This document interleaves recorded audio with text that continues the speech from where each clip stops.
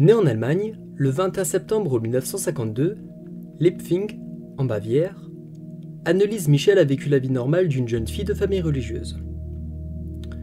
Sans avertissement, sa vie a changé un jour de 1968 quand elle a commencé à trembler et trouvé qu'elle n'avait pas le contrôle de son corps à ce moment. Elle ne pouvait appeler ni ses parents, Joseph et Anna, ou ses 3 sœurs. Un neurologiste de la clinique psychiatrique de Würzburg l'a diagnostiquée avec l'épilepsie grand mal. À cause de la force de ses crises d'épilepsie et de la sévérité de la dépression qui a suivi, Anneliese a été admise pour un traitement à l'hôpital. Elle fait un séjour d'1 an, mais son état ne s'améliore pas.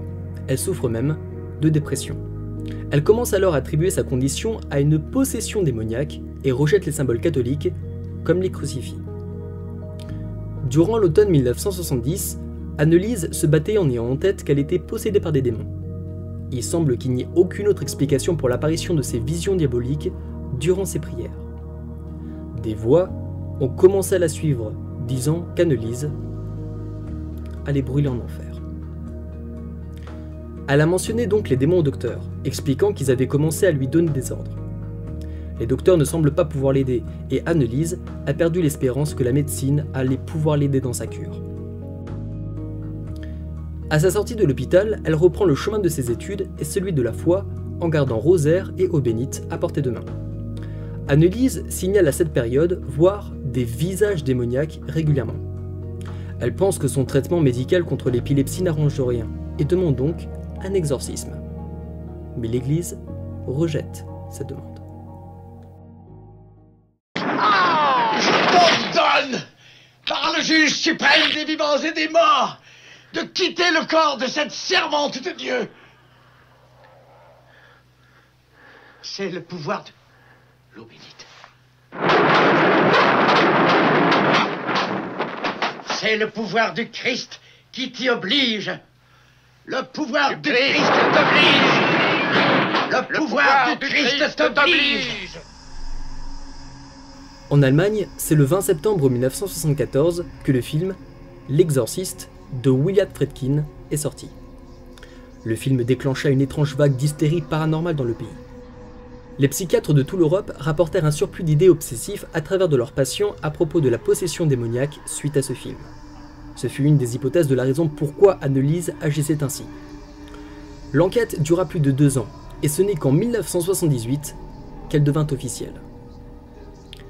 En 1974, un prêtre l'examina et accepta de pratiquer l'exorcisme, mais sa hiérarchie le lui interdit. L'état d'Anneliese alors s'empira et ses crises devinrent de plus en plus violentes. Elle insultait les membres de sa famille, les mordait, les battait, hurlait toute la journée, détruisait des crucifix, détruisait des peintures représentant Jésus, dormait à même le sol, ne mangeait plus rien. Mais ce qui fut encore plus inquiétant, c'est qu'elle léchait sa propre urine sur le sol.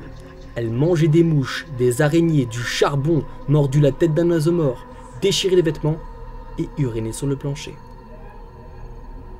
Cependant, Ernest Halt, un curé local, porte l'affaire devant l'évêque de Würzburg, Joseph Stangl, qui accepte l'exorcisme en 1975. Au cours de celui-ci, plusieurs démons se manifestent par la bouche d'Anneliese. Notamment Hitler, Néron, Judas Iscariote, Cain, Lucifer. Ainsi que Fleischmann, prêtre franc déshonoré du XVIe siècle, et autres âmes damnées qui se manifestaient à travers elle. À partir de 1975, on pratiqua 1 ou 2 exorcismes sur elle par semaine, ce qui fit donc 67 rites d'exorcisme pendant 10 mois. Parfois les crises étaient tellement violentes qu'il fallait 3 hommes pour la tenir si on ne l'enchaînait pas. Cependant, les attaques ne cessèrent pas, de plus en plus souvent elle se trouvait paralysée et inconsciente. Elle refusait complètement de manger. Ses nombreuses génuflexions, c'est-à-dire tomber sur un ou les 2 genoux, près de 600 fois de suite, provoquèrent une rupture des ligaments au niveau des genoux. 40 cassettes audio furent enregistrées pendant les séances d'exorcisme pour en garder des preuves. Le dernier exorcisme d'Anneliese Michel a eu lieu le 30 juin 1976. Et à ce stade, Anneliese souffrait d'une pneumonie. Elle avait le visage émacié et souffrait d'une grande fièvre. Elle était exténuée physiquement, mais elle restera consciente de toute la situation. Pour son dernier exorcisme, avant sa mort, sa mère enregistrait la séance. Attention, ces enregistrements audio peuvent heurter la sensibilité de personnes sensibles.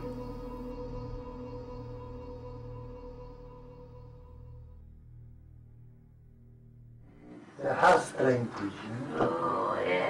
Der Hass lässt dir keine Der Neid über die andere Engel. Uns gibt's nie Ruhe. Ruhe gibt's nur da oben. Ruhe gibt's nur dort, wo die Liebe ist. Ja, bei uns gibt's nur Nur Hass. Ja, Und wo nur Hass ist, da gibt's keine Ruhe. nein. Und für uns gibt's nie Ruhe. Nie. Weil, Ewigkeit. weil er nicht dorthin kommt, wo der Schöpfer ist. Aber für uns gibt's kein Zurück. Im Namen des Vaters.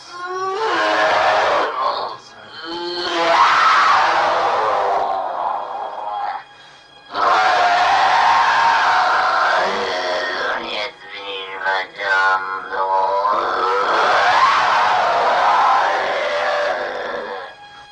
Kraft an. Anima mea Domino, et exultavis Spiritus Deus, Deus salutari meo, ira respexi Dominitatem ancile sue, ex hoc creatam medicem omnes generationes, via fecit mihi magnam vigoda,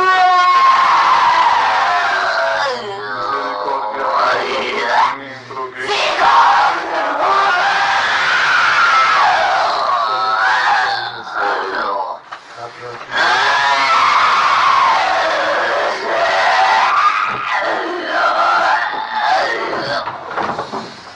Ich bin verdammt weinig. Weil ich so schlecht mein Amt verwaltet habe. Wer bist du? Judas. Nein. Fleischmann Oh ja, ich muss jetzt gehen. in die Hölle. Oh ja. Und du weißt noch, was du zu sagen hast?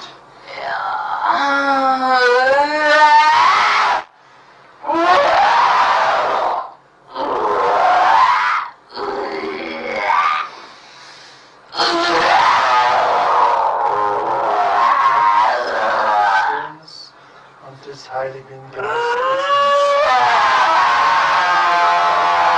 Gottes. Des Heiligen Geistes.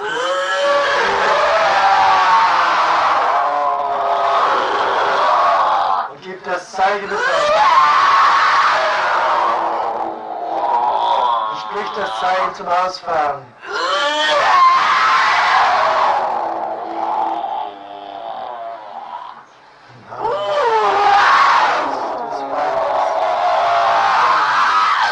Des Heiligen Geistes.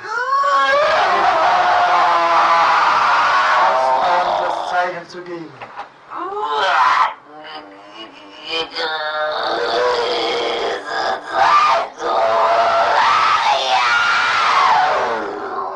Fehlt noch etwas. Voll der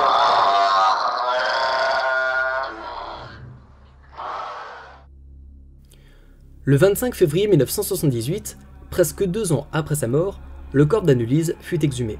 Ses parents voulaient faire cela car ils voulaient mettre son corps dans un cercueil en chêne et non dans un celui bon marché avec lequel il l'avait enterré. Mais la vraie raison n'était pas celle-là.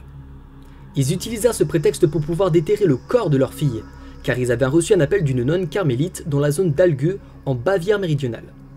Celle-ci leur avait dit qu'elle avait eu une vision et que le corps de leur fille était toujours parfaitement intact.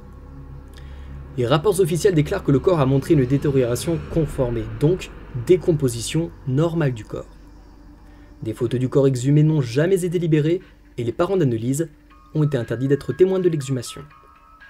Sa mère voit aujourd'hui la tombe de sa fille qui est enterrée dans le cimetière voisin.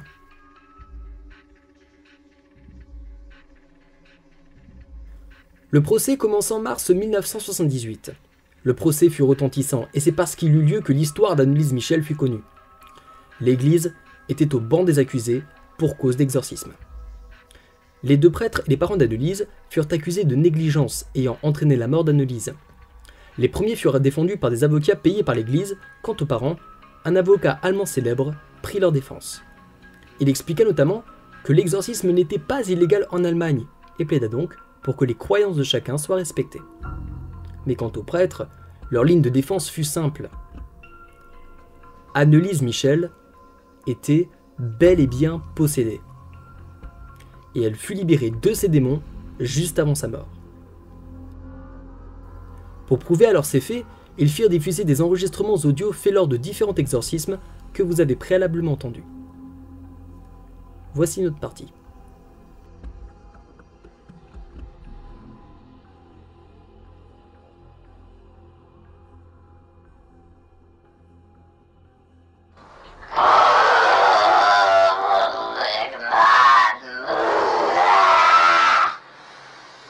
Das wird das Zeichen, dass einer Gott ist.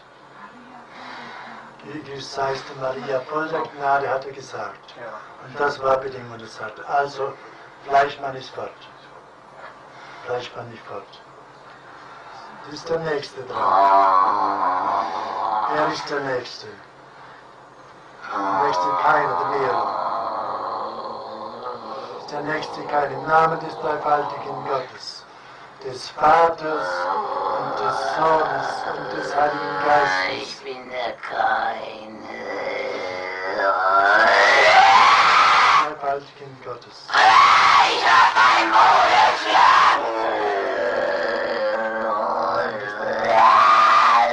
Das Befehligte auszufahren.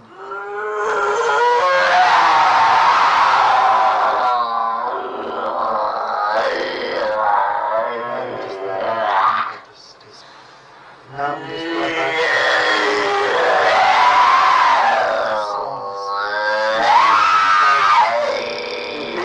allerseligsten Jungfrau die Ehre zu geben.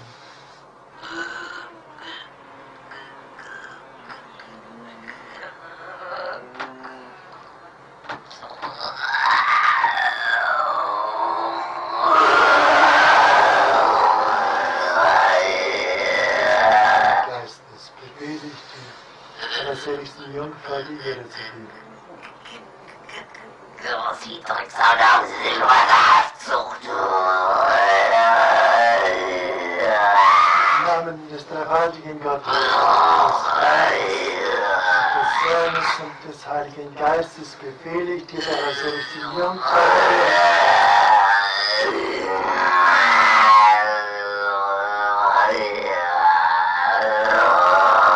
Im Namen des dreifaltigen Gottes, des Vaters,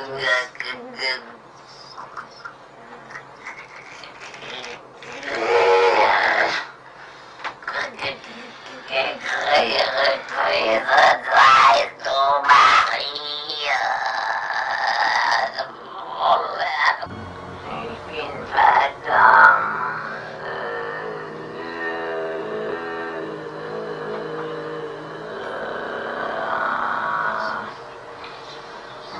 Weil ich nicht, weil ich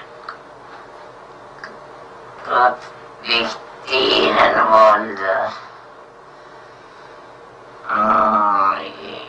Ich wollte selber herrschen, obwohl ich nur Geschöpf war. ich wollte selber herrschen, obwohl ich nur Geschöpf war. Aber das gehe ich nicht. Im Namen des dreifaltigen Gottes, des Vaters und des Sohnes und des Heiligen Geistes befehle ich dir auszufahren und der allerseligsten Jungfrau die Ehre zu geben.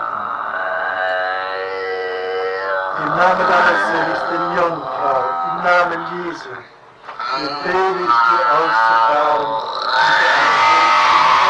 und der allerseligsten Jungfrau die Ehre zu geben.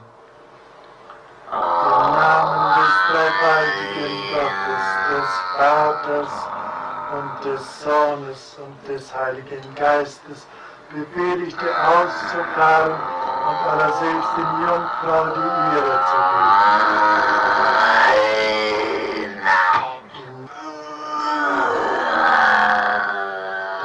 musst dich im Himmel nicht unterwerfen. Du musst es, du musst dich auch jetzt unterwerfen.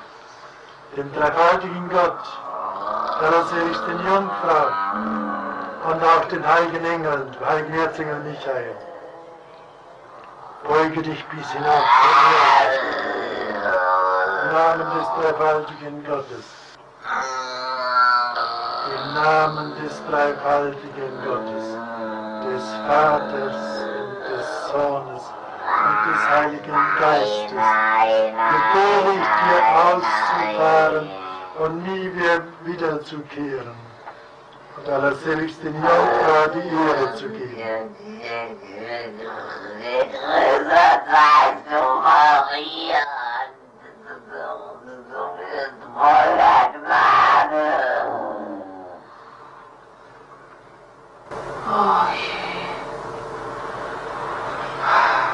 Großer Gott, wir loben dich. Ich werde erst das offizielle Gebet sprechen, das offizielle Gebet beten und dann singen wir das große Gott.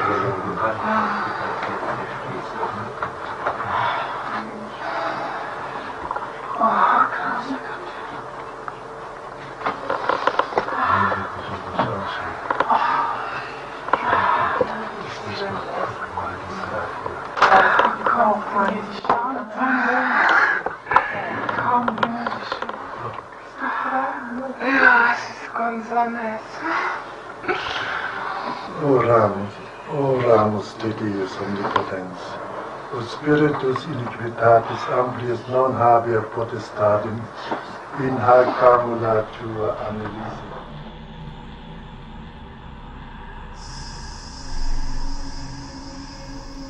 En face, les médecins retracèrent la maladie d'Anneliese, de l'épilepsie à la dépression. Ils arguèrent que ces traitements médicaux furent à l'origine de ces nombreux troubles, tout comme à l'arrêt brutal du traitement. De plus, le manque d'alimentation et d'hydratation pendant plusieurs mois de rituels affaiblirent la jeune femme jusqu'à sa mort. Les prêtres et les parents furent condamnés à 6 mois de prison avec sursis pour leur négligence ayant entraîné la mort d'Anneliese. Un non-lieu aurait laissé la porte ouverte à toutes sortes de rituels plus ou moins encadrés dans la mesure où ils auraient reconnu la possession démoniaque comme étant une réalité. Cependant, la prison avec sursis peut être perçue comme une peine légère en regard du crime commis donc, homicide involontaire, ce qui a conduit certaines personnes à se demander si l'institution judiciaire n'avait pas cherché à ménager la chèvre et le chou, en condamnant certes les accusés, mais à de très petites peines. Anneliese Michel semble être la première à parler de possession. Son rejet des symboles religieux peut être expliqué par une frustration de ne pas voir la foi se guérir de par son épilepsie. Elle prit également de nombreux traitements médicaux psychotropes, utilisés notamment en psychiatrie pour traiter la schizophrénie. La dystonie, le dédoublement de personnalité, l'amnésie sont des symptômes attribués à certains troubles psychiques graves, mais aux yeux de la loi catholique, ils sont vus comme des signes de possession. Ceci explique donc la différence des points de vue entre les médecins, les parents et les prêtres sur le cas d'Anneliese.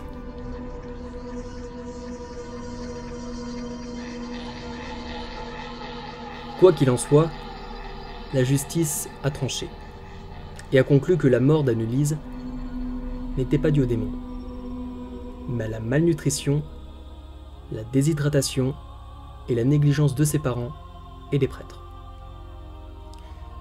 Vers la fin de sa vie, Anneliese Michel affirmera que la Vierge lui serait apparue pour lui prédire sa propre mort. Amaigrie et malade, elle décédera finalement le 1er juillet 1976 à l'âge de 25 ans.